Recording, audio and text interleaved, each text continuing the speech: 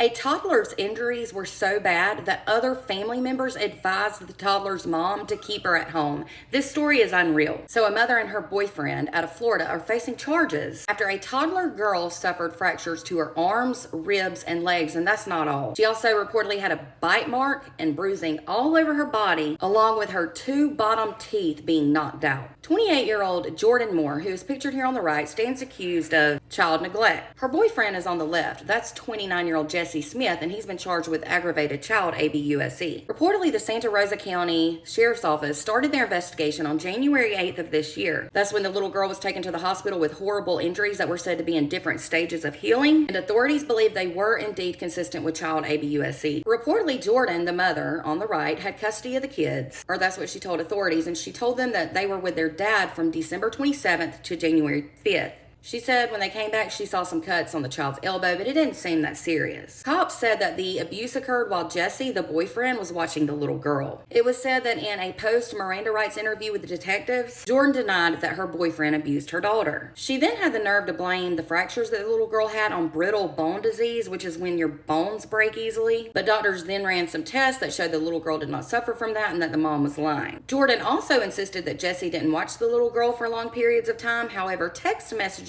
told a different story. Jordan allegedly sent Jesse a text on December 22nd saying, "You purposely hit her head on the door. All I did was ask you why you did that, then you threw her in the back seat. You act like you hate my kids and it hurts. I'm so good to your kids and I treat them like they are my own. You act like you can't stand my daughter." Jordan also reportedly texted one of the family members. It was said that family member was a man while that man was watching the little girl in early December. It was said that family member works in close relations to the Department of Children and Families. That family member, though, is not facing charges, and that blows my mind because they failed to report the child abuse charges. Instead, they encouraged her to cover it up. Instead, the family member expressed concern about the little girl's injuries and said she looked horrible and it looked like she had been punched in the face. It was said that it appeared that whenever she would come over to see the relative man, every few days in early December, that she would appear to have new injuries. The family member advised Jordan not to take the child out in public because they were worried that DCF would step in and remove the child from her home. By December 23rd of this year, that family member just asked Jordan if the child could stay with him and said that someone is abusing this kid. However, Jordan told that family member that the girl's injuries came from falls and bug bites. Unreal. Well, Jesse, the boyfriend, reportedly denied that he was the one abusing the child. He said all he would do would playfully pinch her nose. But the little girl's sibling said that nose pinching was way worse than what he described.